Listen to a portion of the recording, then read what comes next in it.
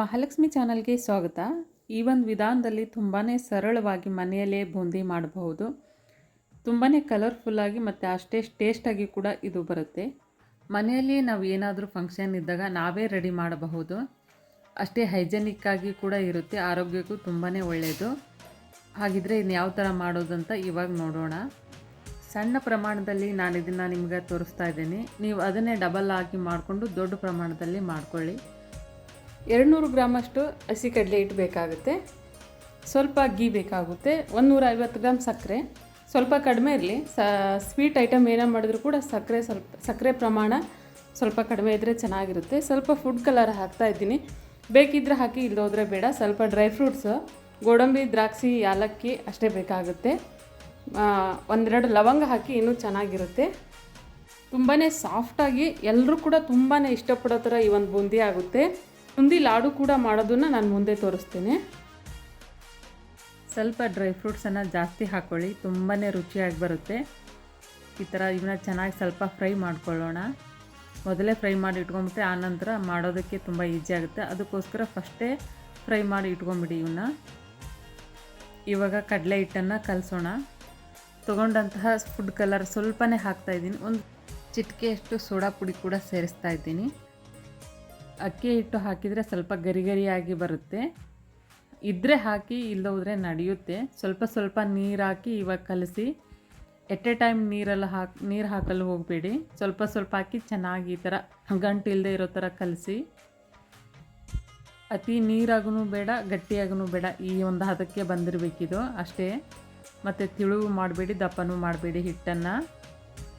ಇದನ್ನು ಪಕ್ಕಕ್ಕೆ ಇಟ್ಕೊಂಡ್ಬಿಡೋಣ. ಎಣ್ಣೆ ಕಾಯಲು ಇಟ್ಕೊಳ್ಳೋಣ. ನಾನು ಎಣ್ಣೆ ಕಾಯಲು ಬಿಸಿ ಮಾಡಲು ಇಟ್ಟಿದ್ದೆ ಆಲ್ರೆಡಿ. ನೀವು ನೋಡ್ತಾ ಇರ್ಬೋದು, ಆ ಬಿಸಿಯಾದಂಥ ಎಣ್ಣೆನ ಕಲಿಸಿದಂಥ ಹಿಟ್ಟಿಗೆ ಸೇರಿಸ್ತಾ ಇದ್ದೀನಿ. ಈ ಒಂದು ಬಿಸಿಯಾದಂಥ ಎಣ್ಣೆ ಹಾಕೋದ್ರಿಂದ ತುಂಬಾ ಹಗರವಾಗಿ ಹಾಗೂ ಪಳ್ಳಾಗಿ ಬರುತ್ತೆ ಈ ಬೂಂದಿ ಕಾಳುಗಳು. ಅತಿ ಬಿಸಿಯಾದಂಥ ಎಣ್ಣೆ ಹಾಕಿ ಇವಾಗ ನೋಡಿ ಆ ಎಣ್ಣೆ ಕಲಿಸ್ತಾ ಇದ್ದೀನಿ. ಆ ಎಣ್ಣೆನ ಹಾಕಿದ್ನಲ್ಲ, ಬಿಸಿ ಎಣ್ಣೆನ ಹಿಟ್ಟಿಗೆ ಅದನ್ನು ಕಲಿಸಿ ಇಟ್ಕೊತಾ ಇದ್ದೀನಿ. ಇವಾಗ ಒಂದು ಸ್ವಲ್ಪನೇ ಹಾಕಿ ನೋಡ್ತಾ ಇದ್ದೀನಿ, ಅದು ಮೇಲೆ ಬರಬೇಕು. ಹಾಕಿದ ತಕ್ಷಣ ಮೇಲೆ ಬರಬೇಕು. ಅದು ಅಷ್ಟೊಂದು ಹೈ ಫ್ಲೇಮಲ್ಲಿ ಇಟ್ಕೊಳ್ಳಿ ಈ ಒಂದು ಗ್ಯಾಸನ್ನು. ಈ ಥರ ಬಂದ ತಕ್ಷಣವೇ ಇವಾಗ ಹಾಕೋಕ್ಕೆ ಸ್ಟಾರ್ಟ್ ಮಾಡೋಣ. ನಾನು ಇದನ್ನು ತೊಗೊಂಡು ಹಾಕ್ತಾಯಿದ್ದೀನಿ, ಈ ಸೌಟನ್ನು. ಇದರ ಒಂದು ಹೋಲ್ಗಳೇನಿವಲ್ಲ ದೊಡ್ಡದಾಗಿತ್ತದು, ಹಾಗಾಗಿ ತುಂಬ ದೊಡ್ಡದಾಗಿ ಬಂದಿತ್ತು ನೋಡಿ. ನೀವು ನೋಡಿ ಹಾಕುವಾಗ ನಾನು ಹಾಗೆ ನೋಡೋಣ ಅಂತ ಟ್ರೈ ಮಾಡಿದೆ, ಅಷ್ಟೇ ಇಷ್ಟೊಂದು ದೊಡ್ಡದಾಗಿ ಬಂದುಬಿಟ್ಟಿತ್ತಿದು. ಹಾಗಾಗಿ ಚಿಕ್ಕದಾಗಿರುವಂತಹ ಒಂದು ಜಾಲರಿ ತೊಗೊಂಡು ಹಾಕಿ ನೀವು ನೋಡಿ. ನಾನು ಯಾವಾಗಲೂ ಮಾಡ್ತಾಯಿದ್ದೀನಿ ರೆಗ್ಯುಲರಾಗಿ, ಅದನ್ನೇ ಹಾಕ್ತಾಯಿದ್ದೀನಿ. ಎಷ್ಟು ಚೆನ್ನಾಗಿ ಮುತ್ತಿನ ಥರ ಬೀಳ್ತಾ ಇದ್ವವು.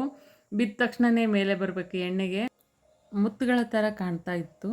ನೋಡ್ತಾ ಇರ್ಬೋದು ಎಷ್ಟು ಚೆನ್ನಾಗಿ ಬಂದಿದ್ವು ಅಂದರೆ, ಅಷ್ಟೇ ಕಲರ್ಫುಲ್ಲಾಗಿದ್ವು.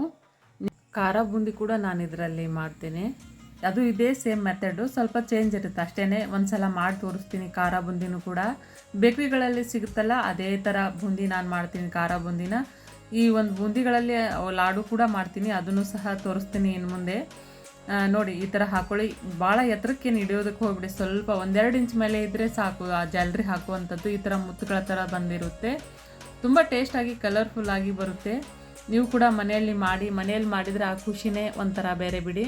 ಮಾಡಿ ಒಂದು ಸಲ ಹೇಗಾಗಿತ್ತು ಅಂತ ಹೇಳಿ ನನಗೆ. ಇವಾಗ ಇದಕ್ಕೆ ಸಕ್ಕರೆ ಪಾಕ ಮಾಡ್ಕೊಂಬಿಡೋಣ. ಸಕ್ಕರೆ ತೊಯ್ಯುವಷ್ಟು ನೀರು ಹಾಕಿದರೆ ಸಾಕಾಗುತ್ತೆ. ಇಲ್ಲಿ ನೋಡಿ ಸಕ್ಕರೆ ಹಾಕಿದ್ದೀನಿ, ಅದು ಸ್ವಲ್ಪ ಇದಾಗಬೇಕು ಅಷ್ಟೇ. ಜಾಸ್ತಿ ಹಾಕ್ಕೊಳ್ಳೋಕೆ ಹೋಗಬೇಡಿ ನೀರನ್ನು, ಸ್ವಲ್ಪ ಅದು ತೊಯ್ಬೇಕು ಅಷ್ಟೇ. ಸಕ್ಕರೆ ಮುಳುಗುವಷ್ಟು ಅಂತಾರಲ್ಲ, ಅಷ್ಟಾದರೆ ಸಾಕು. ಇದಕ್ಕೆ 1 ಎಳೆ 2 ಎಳೆ ಪಾಕ ತೆಗೆಯುವಂಥ ಅವಶ್ಯಕತೆ ಇಲ್ಲ. ಸ್ವಲ್ಪ ಅಂಟು ಬಂದರೆ ಸಾಕಾಗುತ್ತೆ ಅಷ್ಟೇ. ನೋಡಿ ಈ ಥರ ಅಂಟು ಬರುತ್ತೆ. ಅದು ಒಂದು 5 ನಿಮಿಷ ಕುದ್ರೆ ಸಾಕು, ಅಂಟಾಗಿ ಬರುತ್ತೆ ಅದು. ಯಾಲಕ್ಕಿ ಪುಡಿ ಸೇರಿಸ್ತಾ ಇದ್ದೀನಿ ನಾನು. ಇದಕ್ಕೆ ಸ್ವಲ್ಪ ನಿಂಬು ಹಾಕ್ಕೊಳ್ಳಿ, ಅಂದರೆ ಸಕ್ಕರೆ ಸ್ವಲ್ಪ ಕರ್ಕ್ ಅನ್ನೋ ಸೌಂಡು ಇಷ್ಟರ ಥರ ಬರ್ತಾ ಇರುತ್ತಲ್ಲ, ಆ ಥರ ಬರೋದಿಲ್ಲ. ತುಂಬಾ ಸ್ಮೂತಾಗಿ ಬರುತ್ತೆ ಈ ಒಂದು ಬೂಂದಿ. ಹಾಗಾಗಿ ಸ್ವಲ್ಪ 1-2 ಹನಿಯಷ್ಟು ನಿಂಬು ರಸ ಹಾಕ್ಕೊಳ್ಳಿ. ಈಗ ಕುದಿತಾ ಇರುವಂತಹ ಪಾಕಕ್ಕೆ ನಾನು ಆ ಒಂದು ಬೂಂದಿ ಕಾಳುಗಳನ್ನು ನಾನು ಸೇರಿಸ್ತಾ ಇದ್ದೀನಿ. ಈ ಥರ ಚೆನ್ನಾಗಿ 1-2 ನಿಮಿಷ ಅದನ್ನು ಫ್ರೈ ಮಾಡ್ಕೊಳ್ಳಿ ಆ ಒಂದು ಇದರಲ್ಲಿ. ಆನಂತರ ಗ್ಯಾಸ್ ಬಂದ್ ಮಾಡ್ಕೊಂಬಿಡಿ ಅಷ್ಟೇ. ಜಾಸ್ತಿ ಮತ್ತೆ ನೋಡಿ ಗ್ಯಾಸ್ ಬಂದ್ ಮಾಡಿದೆ ನಾನು.